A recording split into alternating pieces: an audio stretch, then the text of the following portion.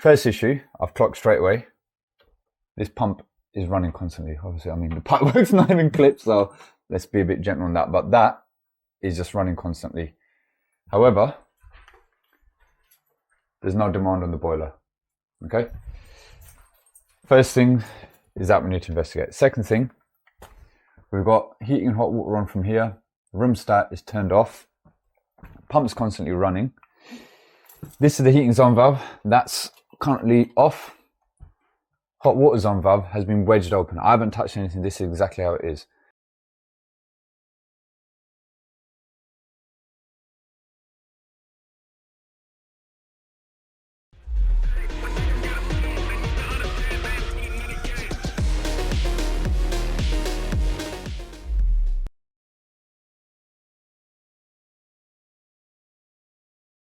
Okay, I've been here before and I was back here last week. I didn't record the initial diagnosis because it was late and it was the red light of doom on the Botched Suprema.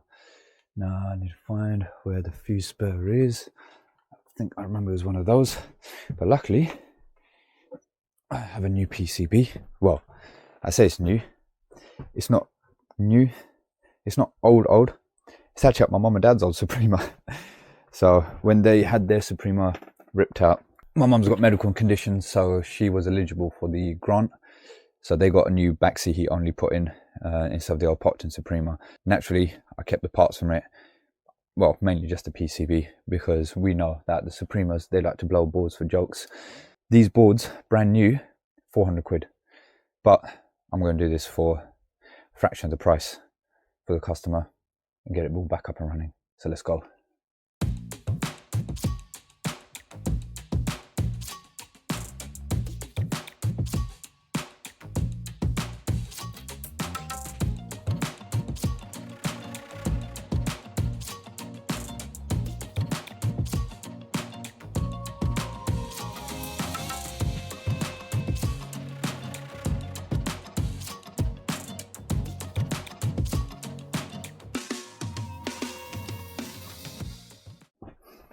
Right, moment of truth.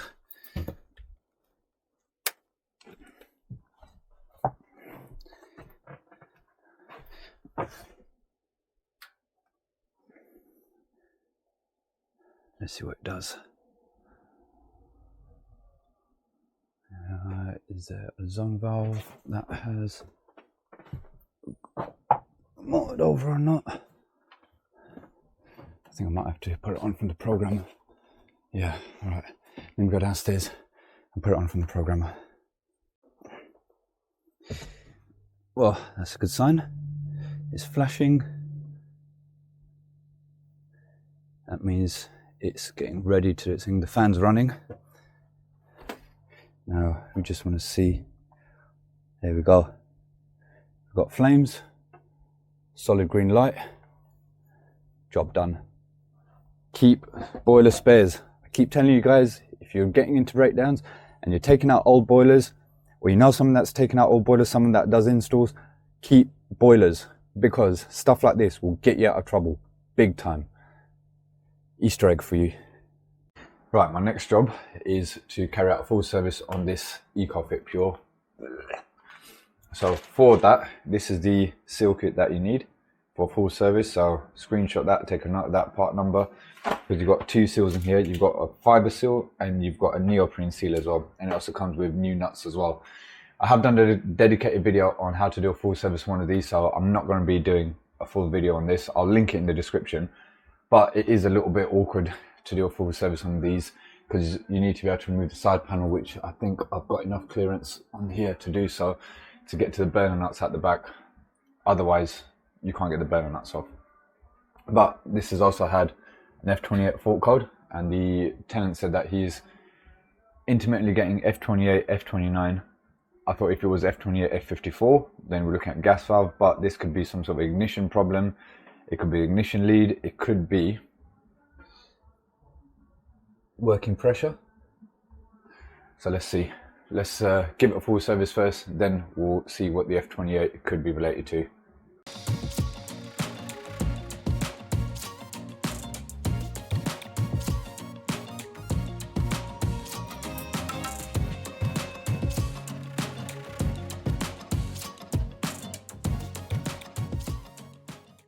Well, I think I've just found the cause of the F28, F29. Just taken the, what do you call that, flue collector, and look at all that. We've just got a whole lot of condensate just sitting inside that sump. So there's going to be a blockage in the condense trap or something, either there. I need to see where, well, it goes straight outside, so we'll see where it goes outside. But yeah, that is going to be the reason of the F28 and the F29. It's just all backing up in there.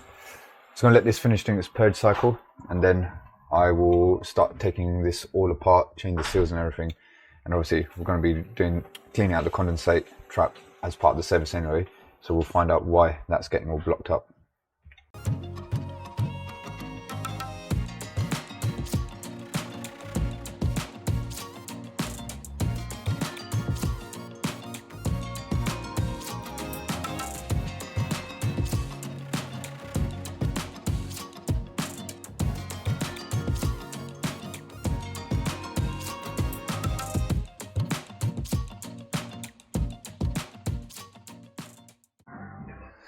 Right, I'm hoping the music doesn't get picked up in here, otherwise this video will not get monetized. I'm going to be talking very loudly so that it drowns out the music. But this is another reason why I don't like aluminium heat exchangers, because look at the amount of alloy oxide that's all been collected in there. That's all coming from here, all inside from there. So I'm going to wet back that out as well, and I reckon that is the reason why the condenser is getting blocked up, because all that alloy oxide is blocking the outlet from letting the condenser discharge. So I'm going to wet back that out, take off that hose, see what's going on there, wet back all that stuff out from in there as well, and then hopefully this should be running a lot more better.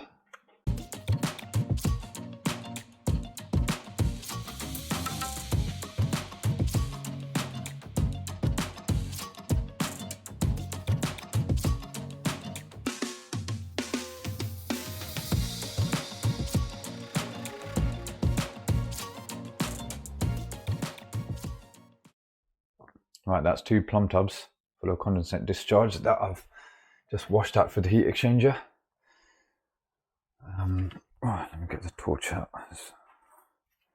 That should be looking a lot cleaner than what it was before. And now look at all that, that's all come out from underneath there. So now I'm just blasting the kasha behind there and drawing all of that out into another plumb tub. So I'm going to empty these 2 out just in case, because I reckon there's going to be a fair bit of muck still to come out.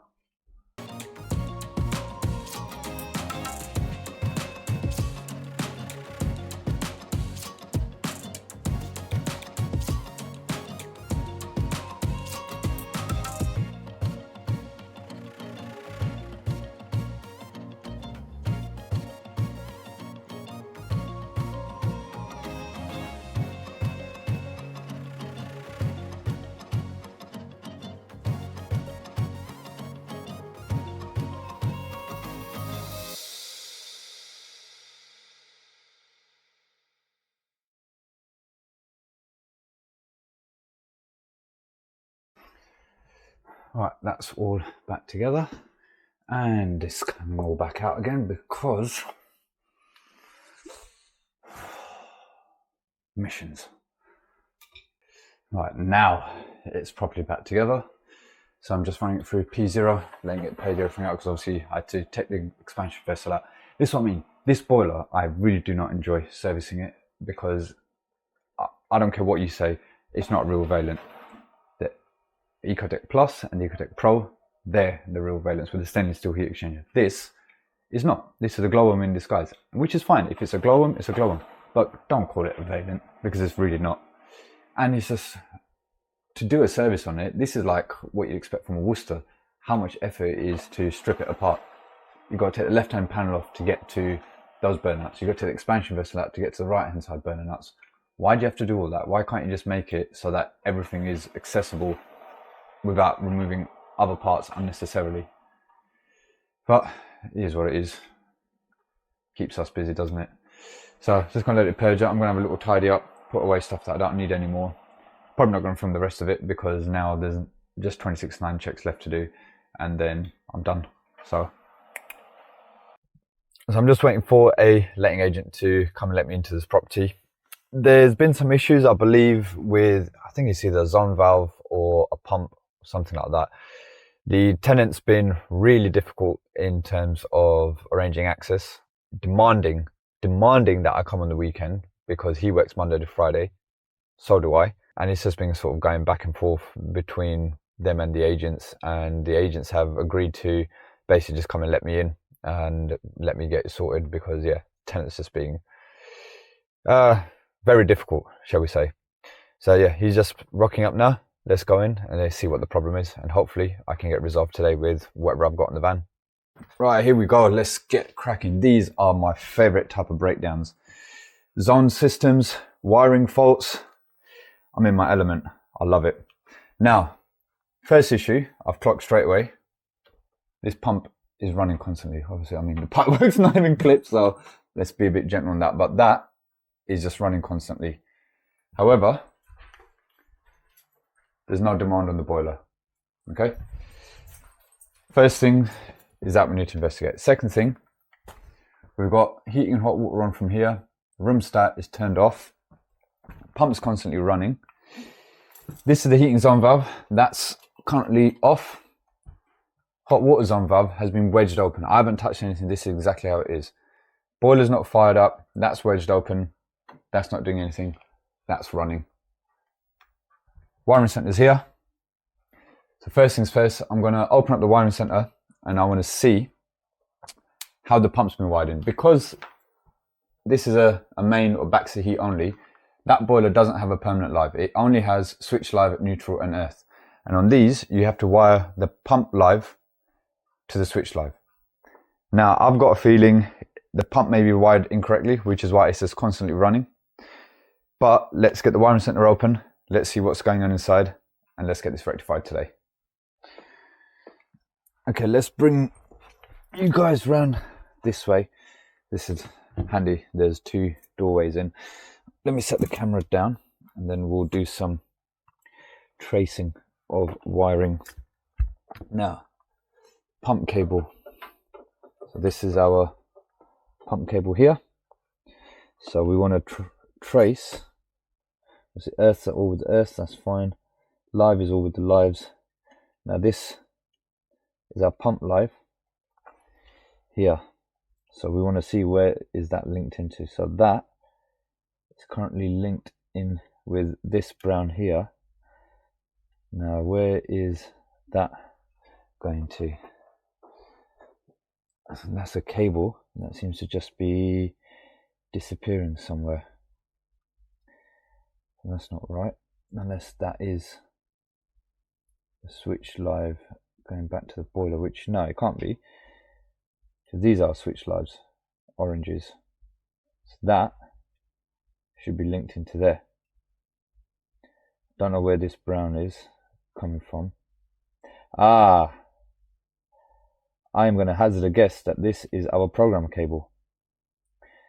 So that's the permanent live on the programmer, maybe? Yes it is, because look, we've got links here.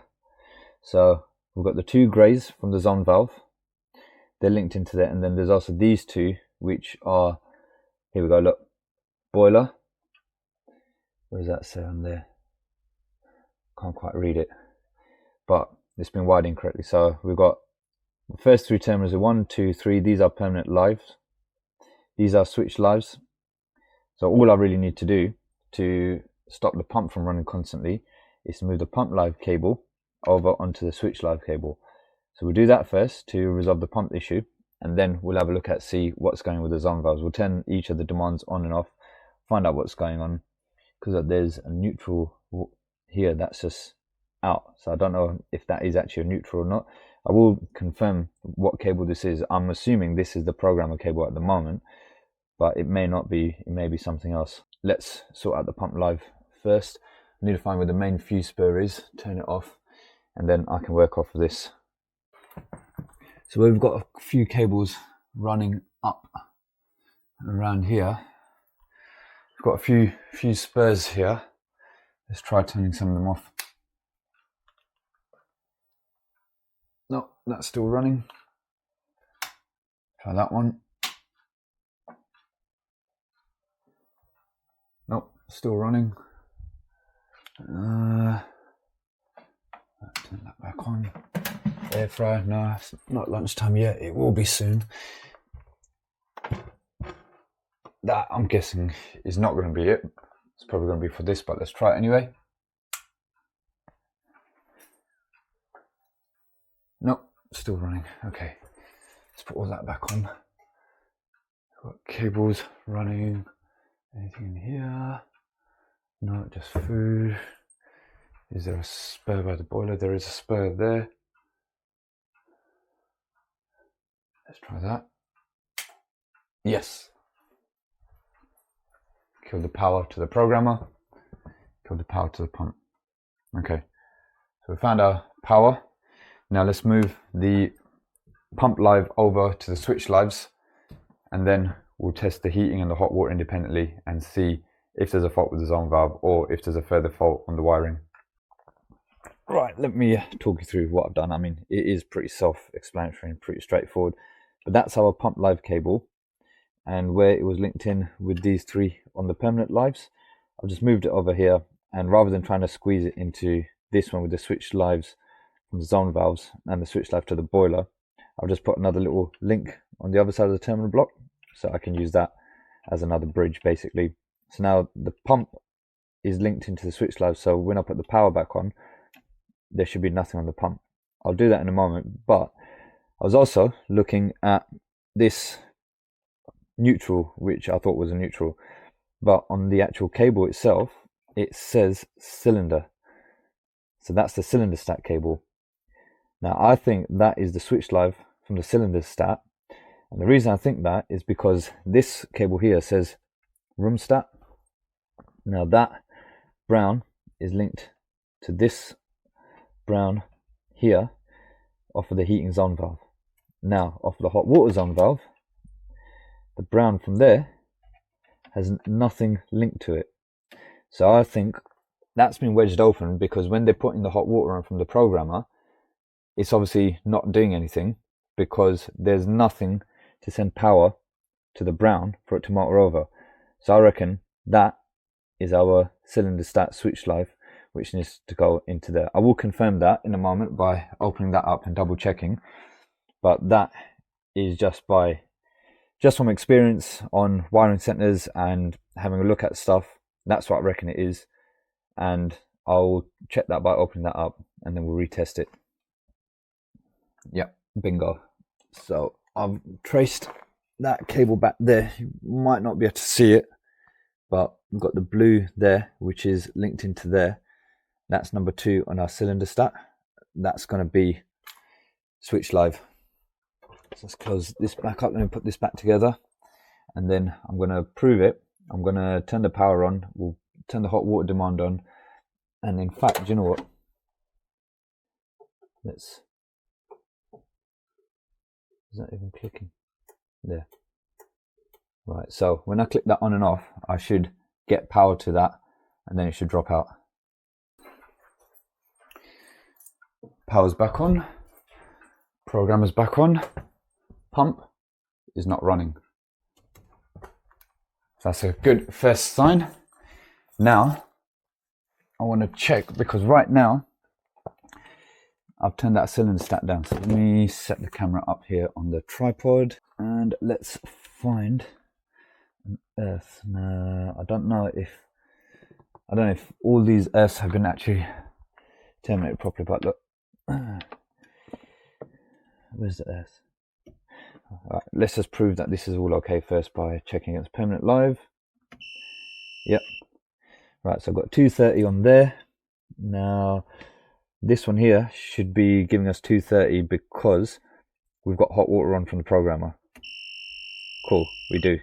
Now this blue here should be dead right now, which it is because the cylinder stat's been turned down. Now if I turn the cylinder stat up, that should give us 240. Bingo! That's why the hot water zone valve's not working. So I need to move that over to the brown, on the hot water zone valve, and then that should start working again. Let's put the power back on. Right, that's fine. The cylinder start is currently turned down. Now let's let that flick back. Cool. Now I have moved that blue over with that brown, so that's on the hot water zone valve. So now if I turn the cylinder start up here, that should start motoring over, which it does. As soon as that clicks, that pump will come on. Wait for the click. Click. Now the pump's running. Boiler's got demand. And that's going to start to fire up. Boom tings! I love wiring faults. It's just me and my element. Let me out a wiring center and I'll make heads and tails of it. I'm going to test the heating side as well, just to be on the safe side. I don't think they've reported any problems with the heating, but whilst I'm here, let's just test everything and we'll go from there. Right, I've turned the hot water off. Let's just test the heating. So is that? There we go. That's motoring over as well. And now in a moment, that pump should come on as well. Yep. Sweet. Turn that down. Also, yeah, just see boiler lights have come on. I've turned that down. Now shut down. Boiler shut down. My job here is done. Let's go.